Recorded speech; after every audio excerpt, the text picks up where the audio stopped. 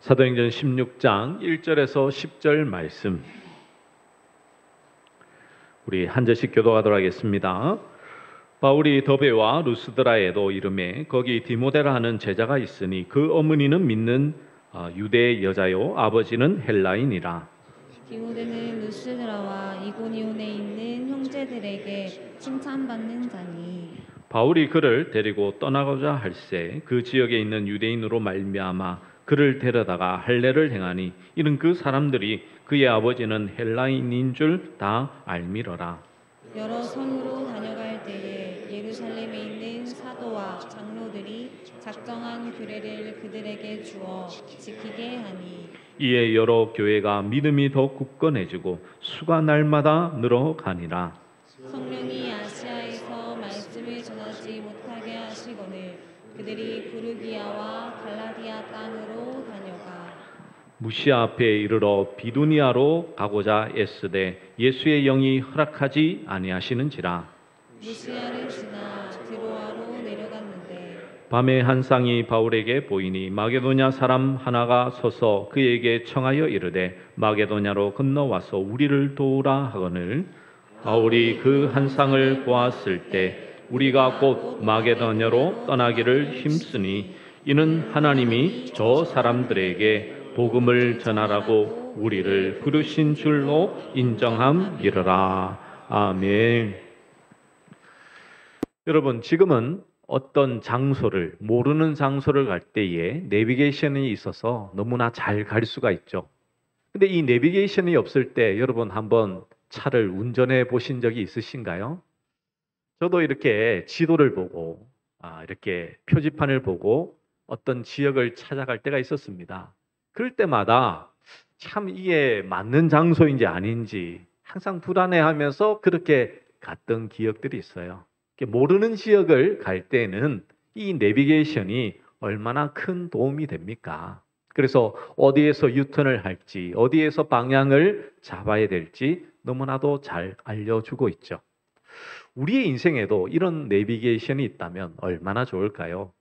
인생의 갈림길에 서서 어떤 것을 결정할 때에 이것을 선택해. 그러면 성공할 수 있어. 이것을 하면 실패할 거야. 이렇게 우리에게 누군가가 가르쳐 준다면 얼마나 큰 도움이 될까요?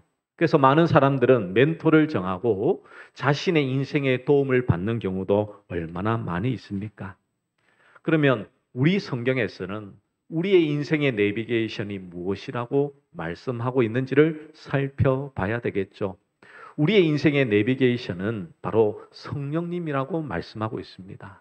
그러면 우리가 이 성령님을, 그 인도함을 받는 그 역사를 받으려면 어떻게 해야 될지, 오늘 말씀을 통하여서 오늘 설교의 제목처럼 성령님의 인도함을 받는 그 비결에 대해서 주의 말씀을 통하여 확고히 정하시는 우리 모든 믿음의 종들 되시기를 간절히 축복합니다. 오늘 이 바나바와 마가와 갈라섰던 바울 일행은 이제 더베와 루스드라 지역을 찾아가게 됩니다. 근데 이곳은 바울이 처음 갔던 지역이 아닙니다. 사도행전 14장에서는 이미 1차 전도 여행 당시에 바울이 안증뱅이 변자를 고치고 그 지역 사람들로부터 제우스와 헤르메스라는 추앙을 받게 되죠. 근데 유대인들로부터 이제 돌에 맞아 죽을 정도로 이렇게 죽을 지경에 처하게 되어서 성 밖에 던져지게 되었던 지역이 바로 이 지역입니다. 바울에게 있어서 이 지역은 얼마나 참 고통스럽고 큰 아픔이 있는 지역입니까?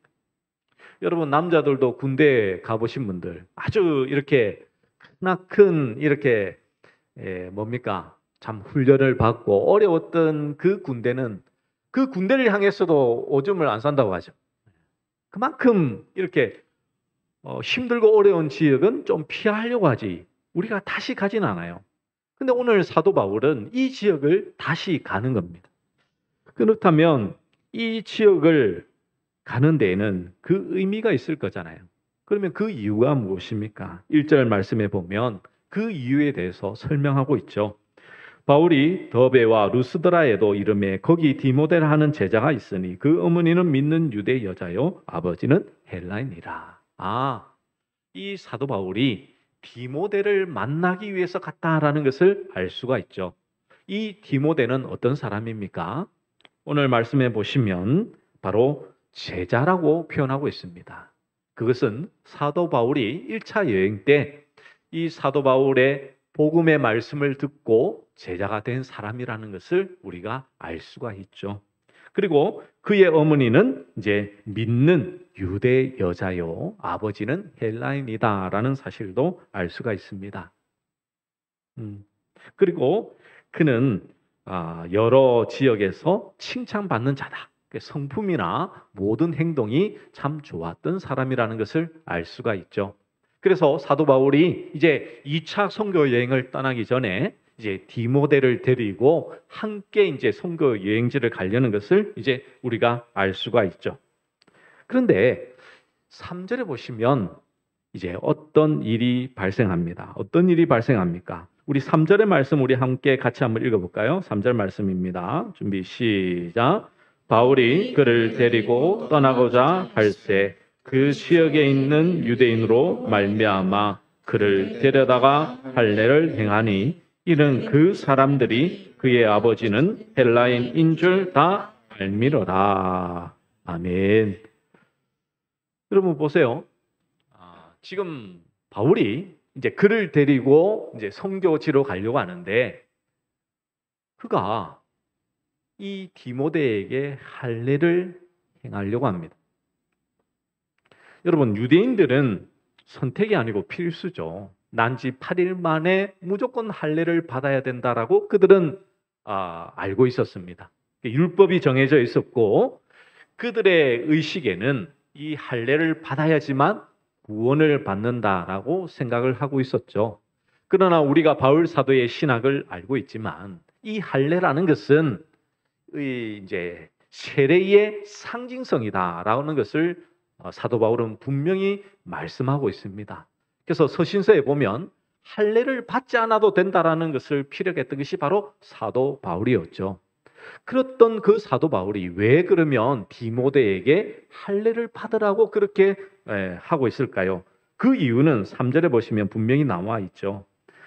바로 그 지역에 있는 유대인으로 말미암아 그를 데려다가 할례를 행했다라는 것을 통해서 유대인들에게 어떤 빌미를 잡히지 않기 위해서 이제 이 할례를 받았다라는 것을 알 수가 있죠. 유대인들에게 혹여나 이 복음을 전하는데 너는 왜 유대인으로서 할례를 받지 않았냐라고 할 때에 할례는 세례의 상징이다라고 말을 할 수 있지만 그들은 아직까지 신학의 정체성이 확립되어 있는 시기가 아니었습니다. 그렇죠? 지금 이 2차 전도 여행 때는 아주 복음이 힘있게 전해지는 그 시기였고 아직 서신서들이 아직까지 이렇게 기록되지 아니한 시대라고 볼 수 있어요. 왜냐하면 지금 디모데 전후서 말씀도 이렇게 아직 기록 안 됐죠. 왜냐하면 디모데를 지금 이제 만났으니까 선택하여 가니까. 그러니까 아주 이 선교 초창기라 볼 수가 있는데 아직까지 신학적인 정립이 확실하게 되어 있지 않았습니다. 그러니까 이 할례라는 것이 구원받는 것과는 전혀 상관이 없잖아요. 그러다 보니 이 사도 바울이 가지고 있었던 선교의 그 방향성을 우리가 좀은 이해할 수 있죠. 사도 바울은 진리의 문제가 아니면 그 어떤 면에서도 이렇게 좀 자유로울 수 있다라는 것을 언제나 말씀을 통해서 우리에게 전달해 주었지 않습니까? 그는 높은 자리에도 있을 줄 알고 낮은 자리에도 있을 줄 아는 자였죠. 그래서 이방인에게는 이방인답게 복음을 전하고 유대인에게는 유대인답게 복음 전하는 것을 그는 원했던 것이죠. 그래서 유대인의 어머니가 있었던 디모데이기 때문에 할례 받는 것을 적극적으로 이렇게 권유하여서 유대인들로부터 그 빌미를 어떤 빌미라도 잡히지 않도록 그렇게 행했다라는 것을 알 수가 있습니다. 이렇게 바울과 그리고 이 디모데가 함께 복음을 전하는 그 일에 힘씁니다. 그래서 4절에 보시면 여러 성으로 다녀갈 때에 예루살렘에 있는 사도와 장로들이 작정한 규례를 그들에게 주어 지키게 하니, 그리고 5절에 보시면 이에 여러 교회가 믿음이 더 꺼내지고 수가 날마다 늘어가니라 라고 말씀하고 있죠. 그래서 주의 교회가 힘있게 세워지는 그 역할을 잘 감당했던 것이 바로 바울이었고, 그와 함께 했던 것이 바로 이 디모데였다라는 것을 알 수가 있죠. 그런데 이제 사도 바울이 복음을 전하기 위하여 이제 다른 지역으로 가려고 합니다. 그때 이제 하나님의 인도하심을 받는 부분이 등장하죠. 6절에 보시면 이렇게 말씀합니다. 성령이 아시아에서 말씀을 전하지 못하게 하시거늘 그들이 부르기아와 갈라디아 땅으로 다녀가. 여러분, 사도 바울은 성령이 충만한 사도였습니다. 그와 함께 했던 선교의 동력자들과 함께 이제 다른 지역으로 가려고 했는데 성령님이 막으시는 거예요. 그리고 7절에 보시면 무시아 앞에 이르러 비두니아로 가고자 애쓰되 예수의 영이 허락하지 아니하시는지라. 이제 비두니아로 가려고 했는데도 어떻다고요? 예수의 영이 허락지 않는 거예요. 그리고 이제 8절에 보신 무시아를 지나 드로라 내려갔는데 9절에 마게도냐 한상이 나타나죠. 그때 고백하는 것이 무엇입니까? 10절에 중반에 보시면 이는 하나님이 저 사람들에게 복음을 전하라고 우리를 부르신 줄로 인정함이르라. 그래서 이 삼위 하나님이 등장하죠. 성령님이 첫 번째 막으시고 예수의 영이 두 번째 막으시고 세 번째 하나님이 막으셨다라는 것을 이제 이 말씀을 통해서 우리가 알 수가 있습니다. 근데 여러분 한번 잘 생각해 보시면 이 사도 바울은 누구보다도 성령에 충만한 자요. 신학적으로도 지금으로 따져도요. 누구와 비견해도 뒤지지 않는 믿음의 사람입니다. 지금 가는 곳마다 주의 교회들이 힘있게 든든하게 서가고 많은 사람들이 모였던 그가 지금 계획하여 선교지를 가려고 하는데 3번이나 막혔다고요. 그 말은 어떤 것을 우리에게 말씀해 주고 있을까요? 이것은 아무리 믿음이 좋고 성령에 충만한 사도들이 계획하고 기도할지라도 그 걸음을 인도하시는 이는 오직 하나님 한 분뿐이시라는 것을 분명히 우리에게 말씀해 주고 있는 것입니다. 그러므로 우리 모든 믿음의 성도님들, 우리가 아무리 마음으로 계획할지라도 우리의 걸음을 인도하시는 이는 오직 하나님 한 분뿐이심을 믿고 그 은혜 속에서 살아가는 모든 믿음의 종들 되시기를 간절히 축복합니다. 이렇게 사도들로 하여금 2번 계획을 포기하게 하시고 한 번 새로운 지시를 주셨던 존재가 서로 다를 리는 없죠. 삼위 하나님은 한 분이시요. 그 모든 사역에 이 세 분이 늘 함께 하신다라는 것을 오늘 말씀을 통해서 분명히 잘 보여주고 있는 것입니다. 이 세 번째 환상을 통해서 이렇게 말씀하셨는데 근데 첫 번째, 두 번째는 어떻게 이 계시를 받았는지에 대하여 분명한 말씀이 없습니다. 기도를 통해서 받았다든지 아니면 어떤 그 역사를 통해서 받았는지에 대한 분명한 말씀은 없죠. 근데 그것은 우리로 하여금 어떤 또한 하나님의 말씀을 우리가 또 바라볼 수가 있습니까? 하나님은 여러 환경과 분명한 하나님의 뜻을 하나님의 사역자와 하나님의 일을 하는 자에게 분명하게 계시하시고 말씀하신다는 사실을 우리가 알 수가 있는 것입니다. 불분명하는 것이 아닙니다. 하나님의 역사는 반드시 이루실 것이기에 그 말씀은, 그 음성은 분명하다라는 사실을 우리가 깨달아 알아야 되는 것이죠. 그렇다면 왜 하나님은 이렇게 자신이 가고자 했던 새 지역이 아닌 이 마게도냐 지역으로 하나님은 보내셨을까요? 우리는 흔히 이제 오해할 수도 있습니다. 첫 번째 지역에 보시면 이제 우리가 아시아에서 말씀을 전하지 못하게 했다고 하니까 우리가 아시아, 이제 우리 한국을 포함한 이 동아시아에 주의 복음이 들어오는 것을 성령님이 막아서 이 아시아 지역은 좀 발전이 늦었다라고 생각할 수도 있죠. 근데 이것은 잘못된 거예요. 잘못된 생각입니다. 첫 번째는 아시아라는 지역은 우리가 말하는 우리가 알고 있는 동아시아 지역이 아닙니다. 이 아시아 지역은 바로 어디냐면 바로 소아시아, 터키에 있는 지역이에요. 그 지역을 가려고 했는데 성령님이 막으셨습니다. 그리고 이제 마게도냐 지역, 빌립보 지역으로 이렇게 가게 되죠. 근데 우리는 흔히 생각하기를 아시아 지역에 복음이 먼저 전해지지 않았고 이 빌립보 지역인 이 유럽 지역에 복음이 전해지다 보니까 유럽이 발전하고 아시아는 좀 늦게 발전한 것이 아닌가라고 혹여나 이야기할 때도 있죠. 근데 그것은 아닙니다. 이 복음은 죄인의 영혼을 씻어서 그 존재와 성품을 하나님의 자녀로 거룩하게 만드는 것이지 신자의 주변 여건을 풍요롭게 만드는 것이 아니죠.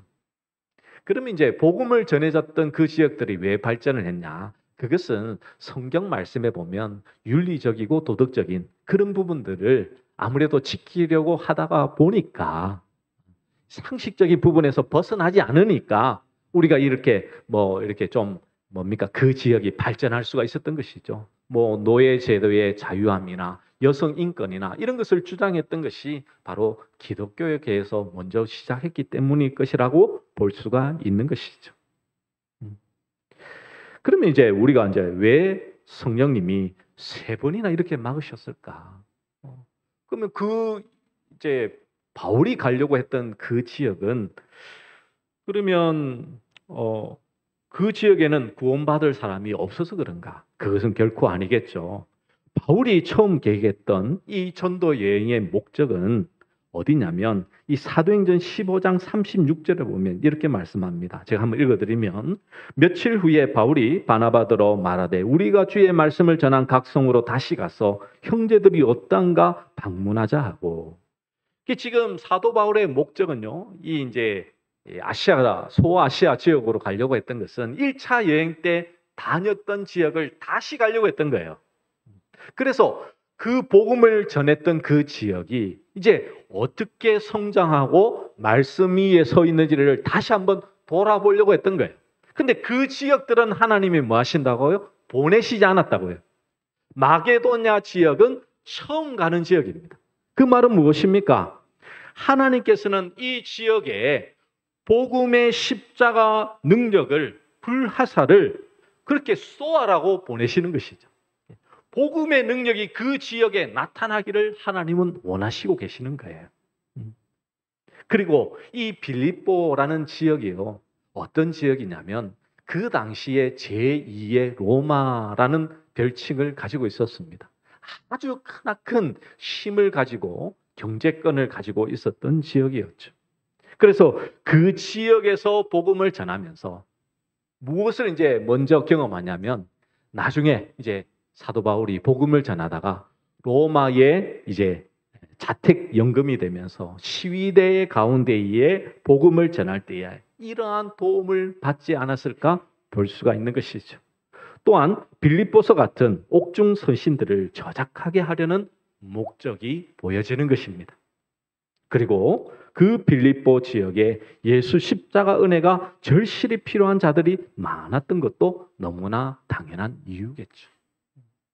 근데 이 사실을 사도 바울은 알았습니까? 몰랐습니까? 전혀 몰랐죠.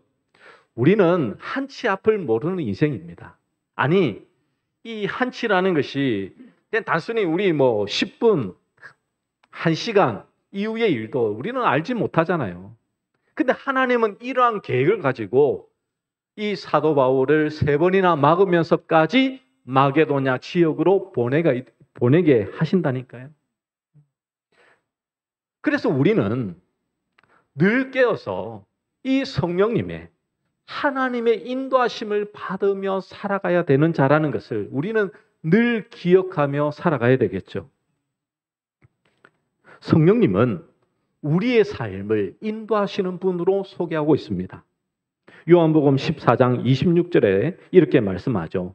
보혜사 곧 아버지께서 내 이름으로 보내실 성령, 그가 너희에게 모든 것을 가르치고 내가 너희에게 말한 모든 것을 생각나게 하시리라. 요한복음 16장 13절에서는 그러나 진리의 성령이 오시면 그가 너희를 모든 진리 가운데로 인도하시리니 그가 스스로 말하지 않고 오직 들은 것을 말하며 장래 일을 너희에게 알리시리라. 아멘.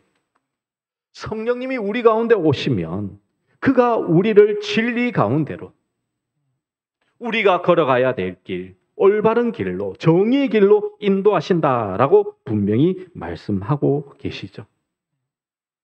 그것이 바로 우리 성령님의 하시는, 우리 가운데서 역사하시는 일이에요. 그래서 많이 배웠거나 저 시골에 복음에 대해서 정확하게 알지 못하는 분이 이 복음을 성령님 안에서 깨달으면요, 참 진리 안에서 살게 되는 거예요. 복음이 전해지지 않는 저 오지 모슬렘 지역에서도 지금 성령님의 역사로 말미암아 이 복음을 깨닫고 목숨을 걸며 복음을 위해 사는 자들이 생기고 있는 것이죠. 우리가 생각하는 내비게이션보다도 더 좋으신 분이 바로 이 성령님이에요. 왜? 내비게이션은 한 번씩 오류가 생길 때 있잖아요. 잘못된 길로 인도할 때가 있어요. 그게 언제냐면 이 고가 위를 타고 갈 때는 이 내비게이션이 잘 인식을 못해요. 여러분 그거 아시나요? 이 두 개의 도로가 겹치면요, 이 도로가 이 고가인지 밑에 도로인지 잘 몰라요. 그래서 순간적으로 이렇게 헷갈릴 때가 있습니다. 그러다 보면 잘못된 길로 인도하기도 하죠. 그러면 우리가 이 성령님의 인도함을 받을 때 어떤 것이 성령님의 인도함인지, 하나님의 인도하심인지, 어떤 것이 그러면 잘못된 것인지를 우리가 구분할 수 있을까요? 우리가 가장 안전한 것은요, 바로 하나님의 말씀입니다. 하나님 말씀이에요, 말씀. 하나님 말씀에 기록된 그 하나님의 뜻이 우리에게 있어서는 가장 우선돼야 되는 거예요. 우리가 아무리 꿈이나 환상이나 여러 은사나 나타나더라도 하나님의 말씀과 반대되면요, 그것은 하나님의 뜻이 아닙니다. 이게 가장 안전한 거예요, 안전한 거예요. 왜 그럴까요? 우리가 나타나는 그 현상들은 정말 하나님의 뜻인지 아닌지 우리 인간 스스로 분별하기가 너무나 어렵거든요. 그래서 우리는 하나님의 말씀을 기초로 하여 하나님의 뜻이 어디에 있는지 분명하게 바라봄이 필요한 것이죠. 그런데 우리가 하나님의 뜻대로 살다 보면요, 우리는 하나님의 계획과는 정반대의 길을 갈 때가 참 많습니다. 여러분, 요셉의 인생을 보면 참 재미있죠. 요셉도 성령님의 인도함을 받았던 사람이었잖아요. 지금은 예수님을 믿는 모든 자들이 성령님과 동행하며 성령님의 인도함을 받지만 그 당시는 하나님의 사역을 하는 자들에게 성령님을 보내어 주셔서 함께 하였습니다. 그는 꿈을 꾸었고 자기 형제들과 부모가 자기에게 절을 하는 꿈을 꾸게 되죠. 그 얘기를 들었던 이 형제들은 이 요셉을 시기하게 되고 이 요셉을 팔아버리죠. 분명히 하나님과 함께 하시며 형통했지만 그가 이 나타난 현실은 어땠습니까? 노예로 팔려가고 노예로 살만하니까 모함을 받고 지하 감옥에 갇히게 되었죠. 그러면서 죄수들을 돌보는 일을 하고 있었습니다. 어떻게 보면 그 꿈과는 정반대의 길을 가고 있는 것 같았죠. 그러나 하나님께서는 꿈을 해석하는 그 일을 통해서 애굽의 총리가 되는 그 길로 바꾸어 주셨죠. 요셉은요, 애굽의 총리가 될 거라는 것을 꿈꿨던 것이 아닙니다. 그렇죠? 그는 단순히 형들과 아버지, 부모들이 자기에게 절하는 꿈을 꿨어요. 근데 그 꿈이 어디로 이렇게 흘러가냐면 좋은 길로 흘러갔나요? 아니요. 고난과 고통과 배신과 배반을 당하는 그 길을 걸어갔습니다. 근데 어느 순간 하나님이 그를 애굽의 총리로 만드시고 자신의 가족들을 구원하는 그 일에 하나님께서 행하시는 것을 알게 되죠. 그래서 요셉의 인생은요, 파란만장한 인생이지 않습니까? 어떤 분이 우스갯소리로 하는 것이 파란만장한 삶을 산 요셉의 목적이 그냥 1억을 모으는 것이다. 왜 그러냐니까 파란 돈 1만 장이면 1억이 된다라고 그렇게 얘기를 하곤 하더라고요. 근데 우리 인생은요, 이 요셉처럼 그렇게 파란만장한 인생을 사는 분이 그렇게 많지는 않습니다. 형제에게 배신당하고 팔려서 노예로 살다가 죽을 고비 감옥에 갇혔다가 다시 이렇게 나오는 일, 총리가 되는 일은 결코 없겠죠. 근데 우리가 알 수 있는 것은 무엇입니까? 우리가 갈 길을 왜 하나님께서 막으시고 그 길에 대해서 하나님께서 침묵하실 때 왜 그렇게 행하시냐는 것이죠. 우리는 앞날을 모르니까 답답하고 왜 하나님 내게 이러시냐고 우리는 따져 물을 수도 있습니다. 그런데 그 길은 결국은 하나님께서 생각하시는 가장 큰 지름길이요. 모든 것이 합력하여 선을 이루게 하시는 목적이 있다는 것을 우리는 깨달아 알아야 되죠. 그래서 여러분, 우리가 성령님의 인도함을 받을 수 있는 그 비결, 가장 중요한 것은요, 하나님의 뜻과 그 길은 우리와 다를 수밖에 없음을 인정하셔야 되는 거예요. 여러분, 내가 아무리 기도를 열심히 하고 믿음이 좋다라고 생각할지라도요, 우리의 생각은요, 하나님과 다릅니다. 왜? 우리는 1년을, 10년을 내다볼 수 없기 때문에. 내가 아무리 좋은 길이라고 가지만 그 길이 잘못된 길일 수 있다니까요.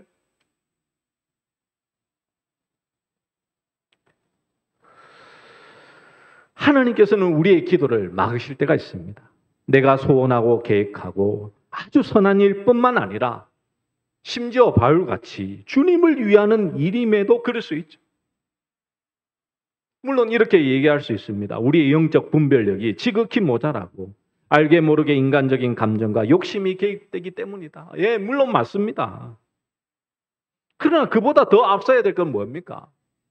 무엇보다 먼 미래와 넓은 지역의 수많은 사람들을 한눈에 보시고 종합적으로 가장 합당하고 선한 계획은 오직 하나님 한 분만이 세울 수 있다는 것이죠.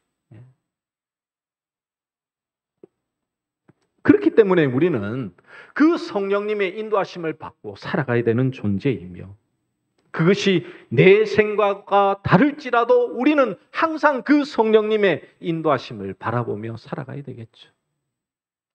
우리는 흔히 기도할 때에 무언가를 이렇게 정해놓고 기도할 때가 있습니다. 그렇죠? 여러분, 큰 흰 종이에 여러분 점을 한 개 찍으면요, 아무리 여러분 다른 쪽을 보려고 해도 그 점만 보입니다. 예를 들면 그래요. 우리 청년들이 이제 배우자를 놓고 기도할 때 이 사람이 나의 배우자입니까? 기도하면 여러분 맞을까요? 틀릴까요? 아니, 맞는 경우도 있지만 틀린 경우가 더 많을 수가 있습니다. 왜 그렇습니까? 그 사람이 좋은 사람이면 기도하면 할수록 어떤 마음이 들까요? 좋은 마음이 드는 거예요.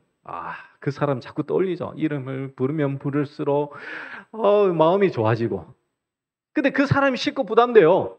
그 사람의 이름을 부르면 부를수록 뭐가 커질까요? 미움이 커지겠죠. 그래서 우리가 하나님 앞에 기도할 때는요, 백지 상태로 나가야 돼요. 백지 상태. 아무것도 찢겨 있지 않아. 나의 배우자는 누구입니까? 내가 누구를 만나서 결혼해야 됩니까? 내가 이 사업에 하나님 앞에 어떻게 사용되기를 원하십니까? 내 직장을 하나님 어디로 보내시겠습니까? 내가 어느 지역에서 하나님을 섬기며 나아가야 되겠습니까? 내가 정해놓은 그 길이 하나님의 뜻이 아닐 수 있음을, 하나님의 그 길과는 다를 수 있음을 인정할 때에 진정으로 하나님의 성령님의 인도하심을 받을 수 있다는 사실을 꼭 기억하시는 모든 믿음의 종들 되시기를 간절히 축복합니다. 말씀을 정리하면 맺습니다. 사도 바울은요, 자기가 기도한 대로와 다른 응답을 받았습니다. 목표한 아시아와 비두기아와 드로아 세 곳을 성령님이 막으셨죠. 여러분, 그의 기도의 깊이도 대단하지만 성령님의 계시를 분별하여서 그대로 순종하는 모습이 여러분 더 대단한 것 아닙니까? 우리는 첫 기도가 막히면 불평과 원망으로 쏟아다닐지 많죠. 왜 하나님 내 기도를 안 들으시냐고, 왜 나에게 하나님 응답하지 않느냐라고 우리는 그렇게 얘기할 때가 많습니다. 그러나 진정으로 성령님의 인도함을 받는 믿음의 성도는 내 뜻을 고집하는 기도로 나아가는 것이 아니라 주님의 뜻에 맞추어 내 뜻을 수정하며 나아가는 그 은혜를 경험하는 기도의 현장이 됨을 꼭 기억하시길 바랍니다.